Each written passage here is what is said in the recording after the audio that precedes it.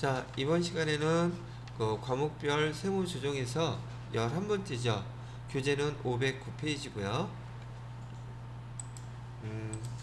509, 아이고, 페이지 수를 쓰는 게 아니라, 지금 11번째 건설 자금 이자 조정 명세서를 설명해 드릴 거예요. 자, 건설자금 이자라고 얘기하는 것은 우리 그 재무회계 때 건설할 때 그 건설 보편적으로는 말이죠. 우리 사업용 사용 목적이죠. 사업용 사용 목적으로 우리는 고정자산이라고 불러요. 보통 고정자산이라고 하면 우리 유형자산, 무형자산을 합친 개념이라고 얘기해 드렸었고요. 보통 이런 뭐 건물이라고 한다고 치면 뭐 기계장치도 포함이 되기는 하겠지만 우린 보통 건물을 많이 떠올리잖아요. 이런 건물을 외부에서 완성된 것을 살 수도 있죠. 그 취득과 관련된 거니까. 그러면서 돈 빌릴 수 있잖아요. 그래서 여기 매입을 한다든지 또 어떤 경우도 있어요. 매입을 하는 게 아니라 우리가 직접 만들 수도 있거나 제작할 수도 있겠죠. 그죠? 그래서 얘를 갖다가 기계장치 같은 경우 뭐 제작을 한다고 얘기할 수도 있고요. 또 건물 같은 거 건물이나 이걸 매입뿐만이 아니라 여기 건설 잠깐 띄워졌다. 또 건설 직접 우리가 할 수 있는 상황이 벌어지더란 말이에요. 그래서 여기 건설자금 이자라는 것은 일단 대상이 사업용이어야 하고 그 다음에 고정자산과 관련돼서 매입하거나 또는 제작하거나 또는 건설하거나 이런 것과 관련돼서 돈을 빌려 썼단 말이죠. 그래서 차입금 돈을 갖다 빌렸는데 보통 우리가 재무회계 때 배울 때 그 건설자금에 관련돼서 이자는 즉 우리 회사에서 건물을 짓고 본사를 짓고 있어요. 근데 돈이 모자라서 은행에서 돈을 빌렸단 말이죠. 그러면 건물을 짓는 기간 동안에 이자라는 걸 계속 내야 되겠죠.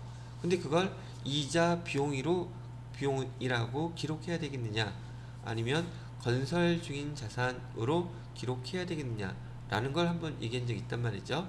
그거는 은행에서 빌린 자금의 이자라 할지라도 얘 원천이 뭐 때문에 빌린 거예요? 건물 때문에 빌린 것이기 때문에 얘는 건물 짓는 데에 부대비용으로 봐서 얘는 차입금 이자는 건설 중인 자산으로 기록하기로 되어 있단 말이죠.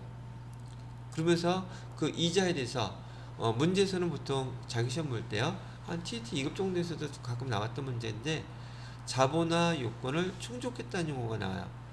아, 이자인데 자본화 요건을 충족해? 이게 뭔 소리야? 내용은 간단해. 걔 돈 빌린 목적이 건물을 짓기 위한 것이기 때문에 이자 비용 냈다 할지라도 이자 비용이라고 쓰면 안 되고 건설 중인 자산 거기에다가 다 포함시켜야 된다는 얘기예요. 이게 재무회계서의 원리거든요. 이런 경우도 있어요. 우리가 재고자산을 사는데 돈이 모자랐어. 그래서 은행에서 돈을 빌렸네요. 재고자산 이렇게 오는 도중에 기간이 되면 계속 이자는 내야 되겠죠. 그죠? 재고자산을 갖다가 사는데 대출을 받아서 이자를 냈다? 얘도 똑같은 원리예요. 재고자산을 취득하기 위해서 돈을 빌려서 이자가 나갔다면 얘도 부대비용이에요. 그래서 이자 비용이라고 쓰면 안 되고 뭐라고 써야 된다? 재고자산이라고 써야 된다. 문제에서는 이걸 구분할 수가 없기 때문에 구분 명확히 하라고 그 이자 비용이라 할지라도 발생한 비용들 가로쳐 놓고서는 자본화 요건을 충족했음 이런 용어로 쓴단 말이죠. 그럼 그 해당되는 자산용으로 기록해야 돼요. 무슨 말인지 알겠시겠죠? 자, 그래서 건설자금의 이자에 대한 거 우선 차입금에 관련된 거라고 얘기를 해 있고요. 이 차입금에 대한 이자는요, 우리가 지금 재무회계 때 쓰는 그 용어대로 법인세법에서도 이렇게 이자가 발생하게 되면 얘는 원가에 포함시켜야 되죠. 원가에 포함시키라는 얘기는 건물일 때는 건물에다가 기계장치일 때는 기계장치에다가 원가 자산에 포함시키는 것을 원칙으로 한단 말이죠. 이해되시겠죠? 자, 그 다음에 이 차입금에 대한 이자는 생각을 이렇게 해보면 건물을 짓기 위해서 여기 돈이 많이 들어가야 한다면 보통 여러분들이라면 돈을 미리 빌려놓겠습니까? 공사 당일 시작할 때 그때 빌리겠습니까? 미리 빌려놔야지 안심되죠? 그러다가 벤치 맞아서 돈 안 나오면 어떡하려고. 자, 그래서 보편적으로 회사에서는 이게 건물 짓기 시작하면 필요한 자금을 예측한 다음에, 물론 내 돈 갖고 있는 게 여유가 있다면 그거하고 짓다가 중간에 빌리기도 하겠지만은 돈을 갖다가 미리 빌리는 경우가 있기 때문에 이 건설자금 이자를 계산할 때에는 반드시 그 이자 계산 기간은 당연히 건물이 지어지는 순간부터겠죠. 그래서 건설 개시한 날부터 이 이자를 계산하셔야 돼요. 돈을 차입한 날 그게 기준이 아니라 건설자금 이자를 계산하기 위해서는 건설 개시한 날부터 준공일까지 이때까지의 기간을 우리가 건설자금 이자로 계산하더라. 이런 기본 틀을 알고 계셔야 되겠다는 얘기죠. 되셨나요? 자, 그 다음에 소득 처분한 세무 조정하는 내용들 어떤 게 발생하느냐면 조금 전에 말씀드렸던 것처럼 이 건설 자금 이자인데도 불구하고 지금 얘는 자본적 지출로 처리하든지 자산에 포함시켜야 되잖아요. 기록할 때. 근데 많은 사람들이 이자를 갖다가 지급했다고 하니 담당자가 그냥 이자 비용으로 처리하는 경우가 많이 있겠죠. 그럼 얘는 자산에 포함되어야 하는 비용임에도 불구하고 지금 얘는 지금 비용 처리가 됐죠. 그러면 이 비용 인정할까 안 할까? 얘는 두 가지가 구분이 돼요. 얘를 비상각 자산인 경우, 비상각 자산인 경우에는 상각하지 않는 거, 얘는 무조건 송금불산입이에요. 넣으면 안 되는데 넣었잖아. 그죠? 송금불산입하고 유보처분하면 돼요. 근데 만약에 상각자산인 경우에, 상각자산인 경우에는 지금 얘 그 자본 처리해야 되는데 지금 비용 처리했잖아요. 그래서 지난번에 우리 뭐 했었죠? 즉시 상각의제 기억나요? 비용 처리한 거에 대해서는 즉시 상각의제로 해서 송금 뭐 선입이다 불산입니다가 아니라 한도에 계산하는데 포함시킨다는 뜻이에요. 반복했죠 또? 여기서도 자꾸 나오는 거니까. 근데 제가 또 하나 질문을 한다면, 질문은 안 할게요. 질문을 한다면, 왜? 시간만 많이 가더라고. 괜히 민망해져. 여기서 비상각 자산이 뭐예요?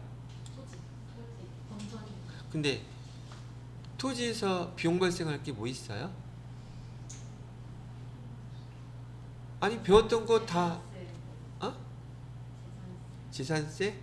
여기 이제 취득 과정에서 취득세 그건 자산이잖아요. 비용.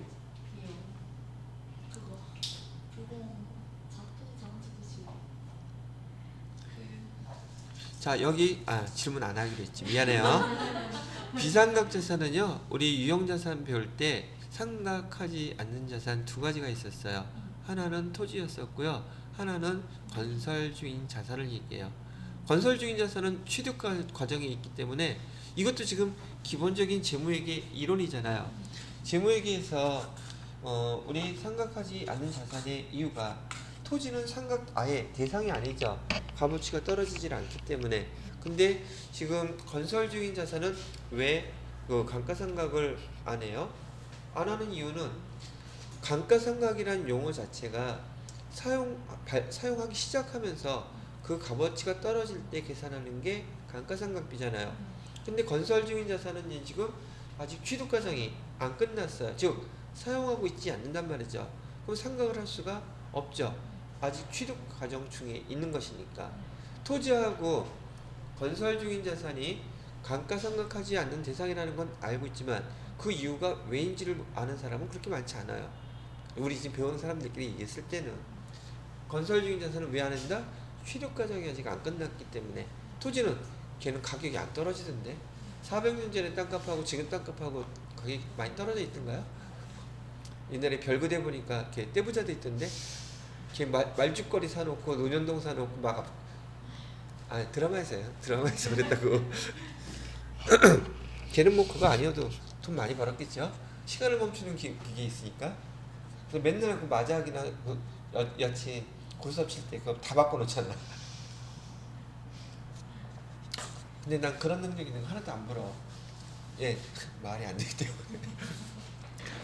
자, 그러면 여기 건설자금 이자에 대해서 별것은 아니긴 하지만 여기서 이런 용어를 가지고 비상각 자산이 뭔지 한 번 정도만 생각해 보면 비상각 자산, 상각 자산 구분해서 걔네들은 아직 취득 과정이 아직 안 됐는데 비용 처리를 했으니 걔는 바로 송금 불산입 시켜야겠구나. 그다음에 상각 자산은 즉시상각으로 의제를 해서 얘는 그 한도액 계산에 포함시켜야겠구나. 뭐 그렇게 얘기하면 되지 않겠느냐는 거죠. 되셨나요?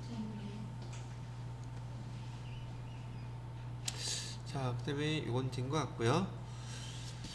자, 그럼 교재에서는요, 제가 나름대로는 어떻게 하면 좀 시간이라도 좀 벌어볼까 하고 지금 여러분 이렇게 써드리는 거 있죠. 물론 제가 의도했던 바보다는 지금 이거 수업하면서 자세히 설명도 해드리고 있기는 하지만 제 능력이 부족해가지고 시간이 많이 가는 건 사실인 것 같아요. 그래서 얘를 갖다가 지금 화면 보면서 제가 간단하게 요약 정리해드리고 있죠. 요게 바로 제가 예전에 여기 처음 와가지고 수업하던 방식이었었어요. 그래서 요런 것들을 그 A4 파일에다가 조금씩 옮겨놓은 게 하나의 큰 여러분 교재 그 서머리 식으로 돼버렸던 것처럼. 근데 여러분 거는 지금 시작한 지가 얼마 안 돼가지고 제가 지금 열심히 이렇게 만들고 있어요. 언젠간 제공되겠죠. 화면으로 일단 보세요. 이게 오리지널 소스예요. 자, 그러면 여기 화면은 됐다고 치고요. 차후에 그 509페이지의 내용들하고요. 그 다음에 510페이지에 509페이지에서 봐둬야 될 게 좀 있다고 한다면 거의 큰 글자로 나와 있는 거 그런 정도 한번 읽어만 보시면 될 것 같아요. 왜냐면 법인세법에서 이런 용어들로 해서 보기에 그런 내용을 시험 문제로 낸다면 충분히 여러분이 한번 읽어만 봐도 이해하실 수 있는 것들이기 때문에 난이도가 높지는 않아요. 한번 꼭 읽어보시라고 제가 말씀을 해드리는 것이고요. 이번에는 511페이지에 있는 거기 건설자금 이자 조정 명세서 실무로 작성하는 내용들을 한번 해보려고 한답니다. 자, 근데 거기 이거 설명하기 전에 거기 511페이지에 보시게 되면요, 맨 윗줄에 파란색 글자로 저기 당구장 표시되어 있는 거 있죠. 거기 별표 또 하나 더 해놓으시고 요 내용 잘 이해하고 계셔야 돼요. 시험 문제라기보다는 얘가 뭐하고 연결되어 있는 건지를 갖다가 이해하셔야 되는데 아직 이 뒤에 있는 업무 무관 그 부동산 등의 차익금 조정 명세서 아직 안 배웠거든요. 지금 얘가 그 안에 포함이 되어 있어요. 이 내용이 건설자금 이자에 대한 그 소득 처분하고 세무조정 있잖아요. 거기에 포함되어 있기 때문에 얘는 건설자금 이자 조정 명세서 이 자체에서 소득 처분을 하지는 않습니다. 세무조정도 하지 않고요. 뭐라고요? 여기 세무조정하고 그다음에 소득 처분 지금 여기 건설 중인 자산 여기에서는 별도로 하지 않는다고요. 그냥 작성만 해요. 그리고 건설자금 이자 조정명세서에 대한 그런 세무조정과 소득처분은 어디서 하느냐 하면 이 거는요 거기 써져 있죠. 조금 전에 제가 얘기했던 여기다 써있다. 업무 무관 부동산 등이라고 되어 있죠. 등의 차입금을 갖다 몽창 다 몰아놓고 여기서 계산해요. 차입금 이자 조정 명세서라고 하는 이 항목에서 조정을 하게 되는데 혹시 또 시간이 조금 지났는지라 여러분들한테 제가 그 기존 과목 13개를 갖다가 기억하라고 한 이유는 그 틀이 있어야지 두 번째로 이제 여러분이 기억하셔야 될 게 개정 과목별로 소득 처분하는 게 지금 2개 내지 3개, 4개, 2-3개씩 계속 연결돼서 나오죠. 그게 우리가 배웠던 재무상태표의 통합개정과 구분개정 그런 순서란 말이죠. 그게 여러분들이 세무조정할 때는 머릿속에 그 계정 명세서처럼 딱 틀이 잡혀 있어야 돼요. 그러기 위해서는 13가지의 계정 과목이 먼저 있어야 되고 그 각각의 그 세무 조정 계산 명세서마다 소득 처분이 감가상각이면은 송금불산이 한도 넘어간 거 그게 몇 가지씩 탁탁탁탁 머릿속에 떠올라야지 그 세무조정하고 소득 처분에 대해서 겁나는 게 없을 것이고 우선 그게 먼저 이론상으로 매일 반복하면서 회계 프로그램 다루는 것들은 계속 연습을 하셔야지 돼요. 그래야지 그게 완벽해지고 완벽해진다는 의미는 얘가 한번 그렇게 틀이 딱 잡히잖아요. 거의 기계적이고 세무사들도 마찬가지로 그렇게 합니다. 제 지난번에 먼저 다니던 직장에서 거기 세무사님이 하시는 걸 제가 봤었거든요. 그랬더니 왜냐면 그 회사는 맨날 발생하는 게 똑같아. 그럼 전년도 없고 자본금과 적립금 조정용서 딱 갖다 놓고 그거 하는데 30-40분 안 걸리더라고요. 근데 청구하는 금액은 커요. 하여튼 그래서 제가 계정 기억하라고 그랬던 것이고요. 자, 업무무관 부동산은 제가 좀 아직 거시기한 거지만 감퇴퇴도 해야 되잖아. 감퇴퇴 그다음에 대적 가져와서 그다음에 성건업기 성급 비용 했었고 건설자금이자 있고 건설자금 이자 다음에 12번째 나오는 게 바로 업무무관. 그래도 은근 유용하잖아요. 억지로 만들기는 했지만 그래서 업무무관 부동산이 여기 건설자금 이자 다음번에 나오는 세무조정 계산서예요. 여기서 자세한 거 다 설명을 해드리겠지만 일단 건설자금 이자는 여기 세무 프로그램에다가 입력하는 것만 반영하는 것이 이거리라는 얘기죠. 근데 이것도 은근 1년에 2번 정도 나오더라고요. 건설자금이자. 자, 그러면 실기를 한번 입력을 해보도록 하겠습니다.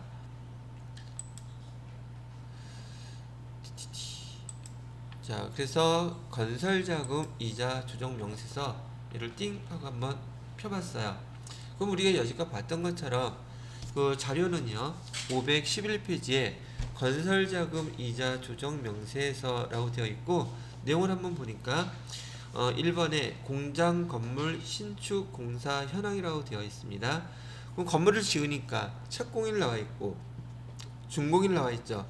착공일 준공일은 왜 써놨을까? 아까 제가 건설자금 이자를 계산할 때는 착공일 시작한 날짜부터 준공일까지라 그랬죠. 그때 계산할 때 이 날짜가 필요해요. 그 다음에 돈 얼마 빌렸대요? 총 공사대금이죠. 돈 빌린 게 아니라 공사대금은 2억이라고 나와 있고, 자, 이 공사를 위해서 공사대금이 중요한 건 아니죠. 돈 얼마 빌렸대요? 우선 어디서 빌렸는지 여기 다 명시가 들어가야 되겠죠. 한국은행에서 10월 19일날 빌렸죠. 착공일날 바로 맞춰서 빌렸네요. 차입 금액은 1억 2천이고요. 단기 그래서 올해 이자를 얼마 냈대요? 120만원 냈대요. 그럼 얘가 법인세법하고 맞는지 안 맞는지 계산을 하려고 들겠죠. 그 다음에 차입 이자율은 연 5%라고 되어 있고요. 지금 차입금 대상일수 즉 건물이 착공일부터 올해 12월 31일까지 되겠죠. 그 대상일수는 문제에서 아예 좋네요. 73일이라고요. 2번에 보시게 되면 당 법인은 건설자금 이자에 대해서 단기 비용으로 회계 처리하고 끝났다 그랬죠. 그러면 그 이자 비용 120만원 거기 비용이라고 동그라미 쳐놔야죠. 얘 지금 자산 처리하지 않았어요. 비용 처리했으니까 여기 계산된 금액이 뭐가 나오게 된다면 그게 소득 처분 대상이 되든지 뭐가 되든지 하겠죠. 그죠? 궁금하죠? 그 다음에 종쳤으니까 뭐 해야 돼? 쉬세요 누르고요. 교재 그 511페이지에 보시게 되면 지금 건설 자산명세라 그랬잖아요. 여기 얘기 나와 있는 특정 차입금이라는 뜻은 지금 그 차입금이 어떤 목적을 갖고 있다는 뜻이었었죠.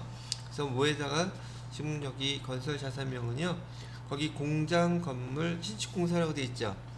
그대로 쓰시면 돼요. 근데 안 쓰시잖아. 공장 건물 신축 공사 써주시고요. 대출은 아까 보니까 한국은행에서 받았었죠. 한국은행 써주시고요. 돈 빌린 차입일은 2021년 10월 19일 써주시고요. 돈 빌린 금액은 1억 2천. 돈 빌리는 거 무섭더라고요 이거. 돈 잘못 빌렸다가 여친한테 오부지게 그냥 꾸사리 먹었네. 빌린 지 3일 만에 빨리 줘. 그래서 네. 그래서 바로 갚았어. 거기 카톡에 보면 비상금 대출이라는 거 있잖아요. 그거 큰 돈 아니죠. 무지하게 큰 돈이죠. 300만 원 그걸 비상금으로 그걸 신청을 해놨는데 한 2만 원 썼나? 그랬더니 집사람한테 들켰어. 이거 뭐 하려고 이거 해놨어서 아니 비상금이라잖아. 그래서 혹시 필요할 때 쓸 게 있어. 그래서 아니 빨리 갚아. 네. 돈은 내가 벌어다 주는 것 같은데 뭐가 좀 이상해. 하여튼 여친은 시간이 지나갈수록 무서워져. 아니 그래도 학교 과 후배인데 옛날에는 안 그랬거든요. 근데 이게 옛날 하늘 같은 선배인데 제가 학교에서 좀 꽤 유명했거든요. 좋은 쪽으로. 이렇게 될 줄 알았으면 그래도 했을 거야. 자, 단기 지급 이자는 얼마 지급했다 그랬으냐 아까 단기 비용 처리하고서 끝내버렸다 그랬죠. 120만 원 그대로 지급했다는 뜻이고, 지급 이자 이자 비용 조회해 보시면 지급한 거 나오겠죠. 원장 조회하시면 준공 예정일은 거기 준공일 나와 있었죠. 준공일 2023년 10월 18일 건설자금 이자 73일이라고 아까 알려줬죠. 그러니까 이런 거 입력하면서 문제를 한번 쭉 봐둬야지 요거 아까 봤던 건데 그게 기억이 날 것 같아서 이렇게 읽어두라고 얘기했던 거고요. 대상 금액은 지금 이거 계산하는 거 이자 120만 원이 여기 세법하고 맞는지 안 맞는지 그거 갖고 따지려고 하겠죠. 120만 원 써주시면 되겠고요. 자, 1번 작성했으니 건설자금 이자라고 나와 있네요. 그죠?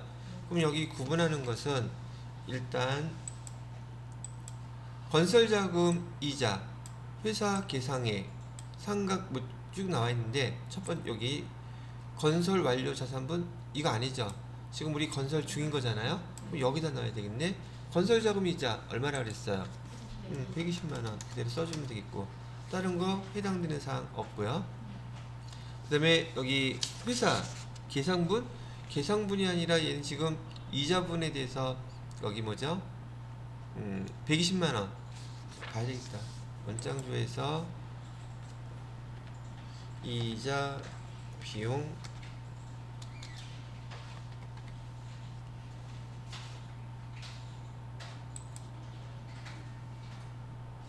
세 가지나 나와 있는데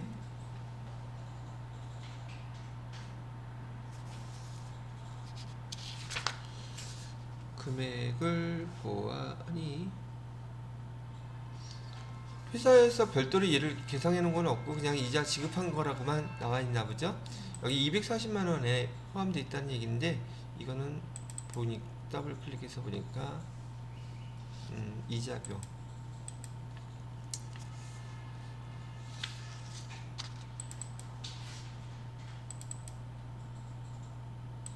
다 차입금 이자 지급한 거네요. 종류가 되게 많은 것 같기는 한데 문제에서 주어진 대로만 일단 건설자금 이자로 120만 원 이렇게 썼다는 거 기록만 해놓은 거예요.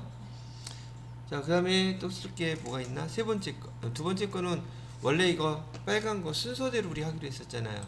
1번 했고 2번은 보니까 내용이 일반 차입금에 대한 건설자금 이자 명세라 그랬죠. 지금 이건 무슨 말이냐면 돈을 빌리긴 빌렸는데 용도가 건설하려고 빌린 돈은 아니었는데 건설자금에서 돈 쓰는 경우도 있을 거 아니겠어요? 돈에 뭐 꼬리표 달린 것도 아니고 그렇다 하면 이걸 계산하는 건데 우리 집 일반 차입금은 없고 건설과 관련돼서 특정 자금이라고 문제에서 주어졌으니까 이렇게 반영을 한 거예요. 자, 이렇게 반영을 다 끝내놓고요. 지금 여기 이제 화면에 보시게 되면 주어진 자료는 일단 다 입력이 끝났어요. 그런데 혹시나 몰라가지고 건설자금이자 얘도 세무조정 해야지 되는 거지 라고 생각하고 합계등록 누르려고 봤더니 합계등록이 있어요 없어요? 없어요. 건설자금이자는 이따가 다음 파트에서 배우게 될 업무 무관 지급이자에 대한 것들 거기에는 부동산도 있지만 가지급금도 있고 이자라는 이 집은 이자는 몽졸이다 거기서 계산해요. 그러니까 여기 건설자금 이자 여기 이자가 있더라도 이에 대한 세무조정과 소득처분은 업무무관 가지급금에서 한다. 되셨어요? 그러면 그래도 저장은 눌러 놓으셔야 돼요. 저장 눌러 놓으시고요. 그러면 여기 업무무관 지급 이자에 대한 것도 한번 조정령서 업무무관이래네. 건설자금 이자에 대한 내용도 한번 실무로 입력을 해 보았답니다. 얘도 25분짜리였어.